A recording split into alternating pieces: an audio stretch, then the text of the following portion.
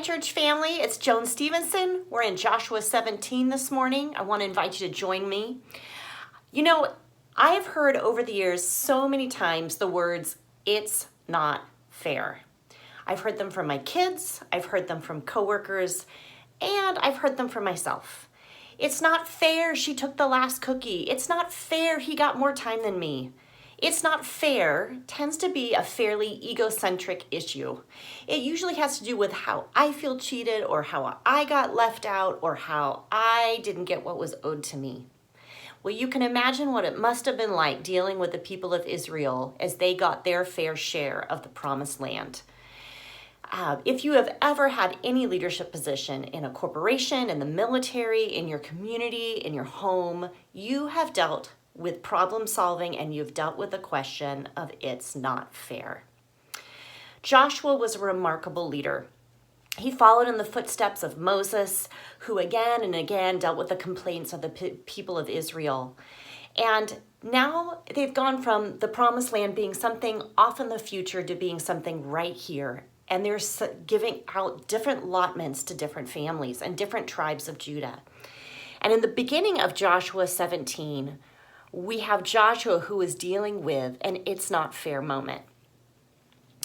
Right in the beginning, we deal with this it's not fair moment. And I'm going to read to you from verses 3 and 4. Now Zelophehad had son of Hefer, the son of Gilead, the son of Machir, the son of Manasseh, whose names had no sons but only daughters, whose names were Mahlah, Noah, Hoglah, Milcah, and Tirzah. They went to Eleazar the priest, Joshua son of Nun, and the leaders and said, "The Lord commanded Moses to give us an inheritance among our brothers." So Joshua gave them an inheritance, along with the brothers of their father, according to the Lord's command. Now you might read that story and think, well, what's the big deal? The daughters got an inheritance along with the other brothers. Well, in that time, that was a really big deal.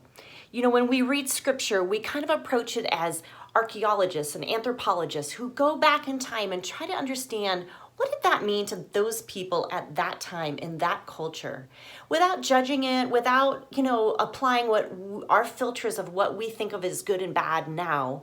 We look back and try to understand what did that word mean to those people at that time.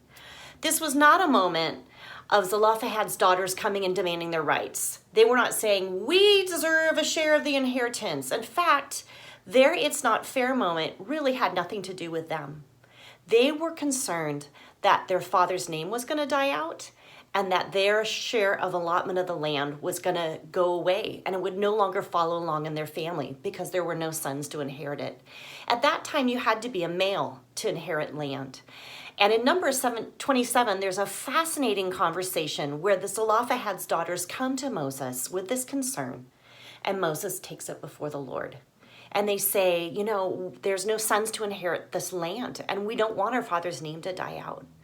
And so Moses takes that before the Lord. And I so wonder what that looked like.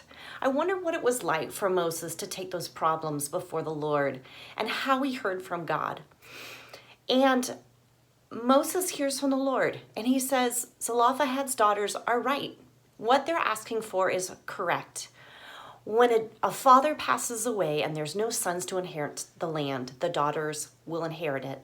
And it becomes part of the legal code for the nation of Israel, which is super fascinating to me because that was so countercultural in that time. It's hard for us to understand because we think it's normal that the daughters received an inheritance along with the men.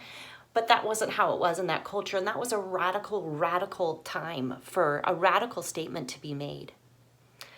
I wonder what you do with the it's not fair moments of your life. What do you do with those problems that you have, that you face, that you think, I'm not really sure how to deal with this? I wonder what that was like for Joshua. Can you imagine all the it's not fair statements he had to deal with in dealing out the land to the people of Israel? It reminds me of a snow globe.